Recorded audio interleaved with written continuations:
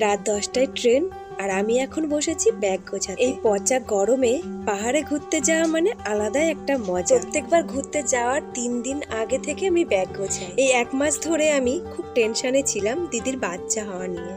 দিদির ছেলে হয়েছে, বোনের মেয়ে, এই নিয়ে হইচই কাটিয়ে দিয়েছি দিনগুলো। তাই ঘুরতে যাওয়ার মজাটা আমি সেইভাবে নিতে পারিনি। কালকে আমার অনেকগুলো জামা ফিটিংস করতে দিয়েছিলাম এই দিদির কাছে। হাফ কাজ এগিয়ে রেখেছিল আর বাকি কাজটা এখন কমপ্লিট করলাম। বাড়িতে এসে লেবু, নুন, চিনি, জল ভালো করে মিক্সড করে ফ্রিজে রেখে দিলাম। ব্যাগ গোছাতে গিয়ে দেখি আমার জুতো, লিপ লাইনার, ফেস পাউডার আরো অনেক কিছু ভাড়া বাড়িতে রয়েছে। বরকে অনেক কষ্টে রাজি করে চলে এলাম কল্যাণী। এখানে এসে আমার দরকারি জিনিসগুলো না খুঁজে আমি আগে সোনা বাবাকে আদর করছি। দেখো কি সুন্দর আদর খাচ্ছে। পুজোর পরে জুডিও থেকে এই ওয়ান পিসটা কিনেছিলাম, আজ প্রথম পরলাম। তো চলো এখনের মতো ভিডিওটা এখানেই শেষ। দেখা হচ্ছে কাল। টাটা।